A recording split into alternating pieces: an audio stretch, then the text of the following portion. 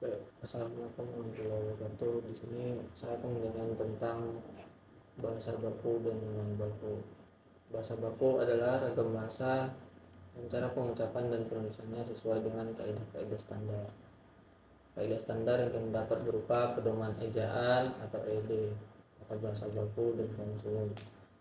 Ragam bahasa baku ini memiliki sifat kemantapan yang dinamis, yang artinya memiliki kaidah atau aturan yang tetap. Ragam bahasa baku biasanya digunakan dalam situasi resmi seperti acara seminar, pidato, dan lain-lain. Bahasa tidak baku adalah ragam bahasa yang cara pengucapan atau penulisannya tidak memenuhi kaidah-kaidah standar. Ragam bahasa tidak baku umum digunakan dalam komunikasi sehari-hari yang tidak bersifat resmi. Berikutnya pengaruh bahasa daerah dan bahasa asing terhadap bahasa Indonesia. Yang pertama ada pengaruh bahasa daerah. Ada beberapa dampak positifnya, yaitu yang pertama bahasa Indonesia memiliki banyak kosakata sebagai kekayaan budaya bangsa Indonesia, sebagai identitas dan ciri khas dan suatu suku dan daerah. Keempat, menimbulkan keakraban dalam berkomunikasi.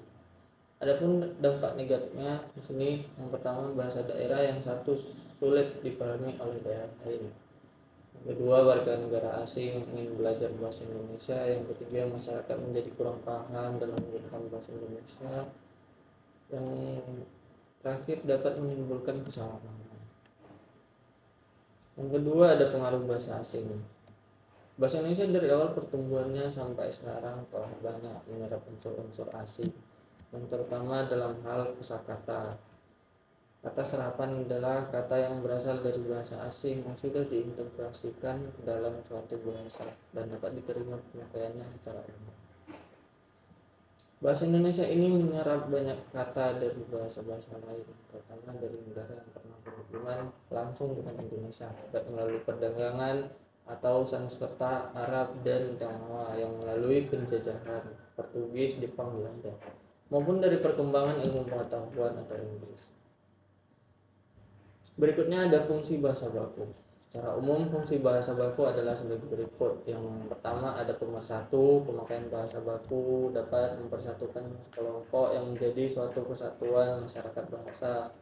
Yang kedua, pemberi kekhasan. Pemakaian bahasa baku dapat menjadi pembeda dengan masyarakat pemakai bahasa lainnya. Yang ketiga, ada pembawa kewibawaan. Pemakaian bahasa baku dapat memperlihatkan kewibawaan pemakaiannya. 4. Ada kerangka acuan. Kerangka acuan ini bahasa baku yang menjadi tolak ukur bagi benar dan tidaknya pemakaian bahasa seseorang atau sekelompok orang. Adapun ciri-ciri bahasa baku, yang pertama bahasa baku memiliki ciri-ciri berikut. Yang pertama, tidak dipengaruhi bahasa daerah. Yang kedua, tidak dipengaruhi oleh bahasa asing. Yang ketiga, bukan merupakan ragam bahasa percakapan. 4. Pemakaian imbuhan secara eksplisit. Pemakaian yang sesuai dengan konteks kalimat. Yang keenam, tidak mengandung makna ganda atau tidak rancu. Ketujuh, tidak mengandung arti pleonasme. Kedelapan, tidak mengandung hiperkorel. Nah, berikutnya penggunaan kaidah dan tata bahasa. Pemakaian awalan me dan awalan ber secara eksplosif dan konsisten. Nah, contohnya ada yang pertama, ayah sedang memakan ikan. Nah, dua, rapat sudah berlangsung dari tadi. Pemakaian kata hubung bahwa dan karena dalam kalimat majemuk secara eksplisit.